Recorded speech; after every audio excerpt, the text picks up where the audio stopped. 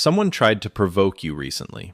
They expected an argument, or they demanded your emotional energy, and you chose to say absolutely nothing. You didn't yell. You didn't send a 5-paragraph text message explaining your hurt feelings. You simply let it go and walked away. And here's what nobody talks about. You don't feel guilty. You don't feel like you lost.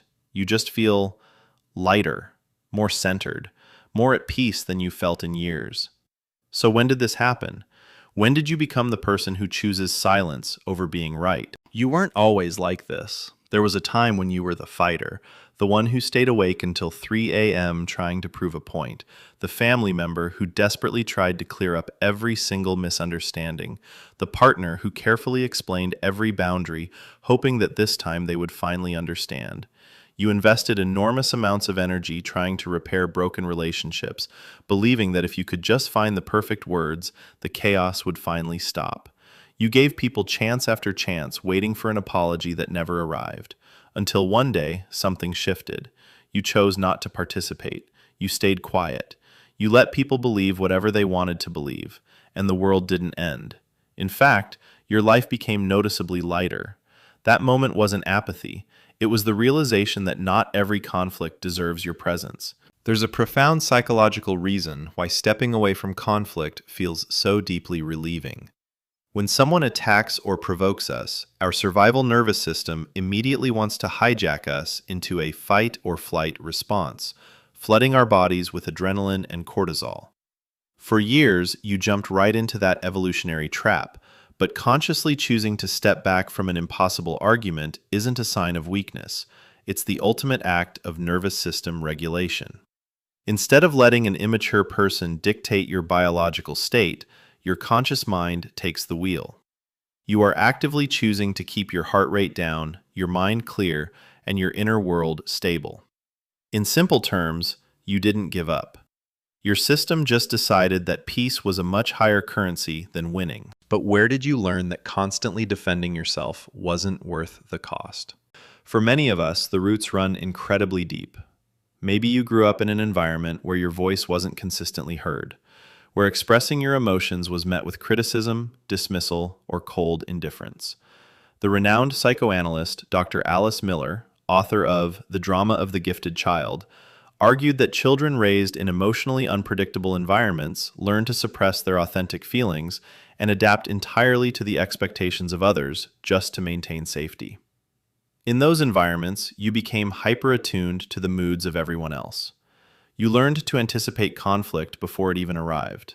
But today, as an adult, you've broken that cycle. You have transformed an old survival mechanism into a conscious adult superpower. You are no longer staying quiet out of fear. You are staying quiet out of power.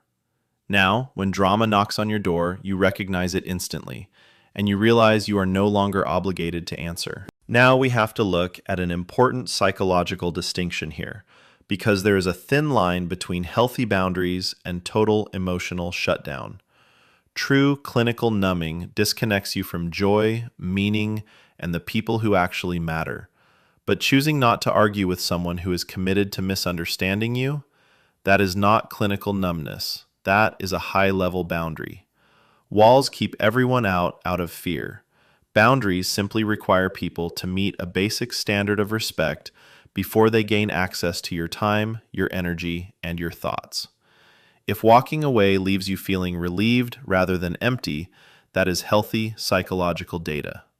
Protecting your peace is not avoidance, it's wisdom. There is also something fascinating happening in your brain when you choose silence. You're disengaging because you've become a master of pattern recognition.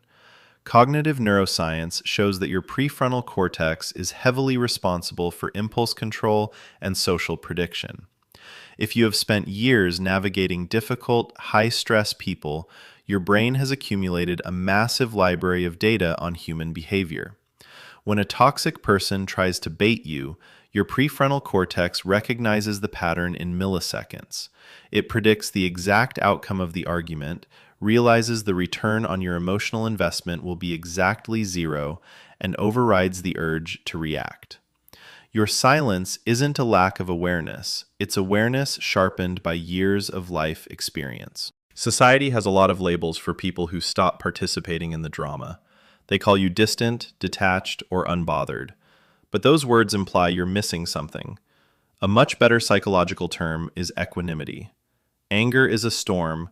Equanimity is the mountain that remains perfectly steady while the wind blows. You aren't sitting in silence harboring hidden bitterness. You are preserving your energy for the things that genuinely matter, your goals, your growth, and the people who love you, without requiring you to constantly fight for it. And if people around you seem uncomfortable with your new boundaries, remember this: they aren't actually mad at your silence. They are frustrated because the tools of manipulation they used to rely on no longer work on you. When you stop participating in the chaos, you break the loop. If you're watching this video today, wondering whether you've become too cold, too distant, or just too tired for the nonsense around you, hear this clearly. There is absolutely nothing wrong with you. You are not heartless.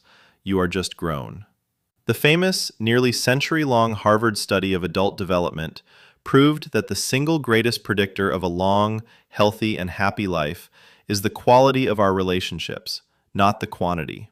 And true relationship quality can only thrive in environments built on trust, mutual respect, and emotional safety, not constant draining chaos. So if your life has become a little quieter lately, if you're speaking less and protecting your energy more, you aren't withdrawing from life. You are finally making room for the experiences and connections that genuinely matter. Protect your peace, guard your energy, and remember, not every battle deserves a warrior. Sometimes the strongest thing you can do is walk away. If this resonated with you today, welcome to the community. Hit the subscribe button for more deep dives into psychology, and leave a comment below letting me know when your quiet shift started. I read every single one. See you in the next video.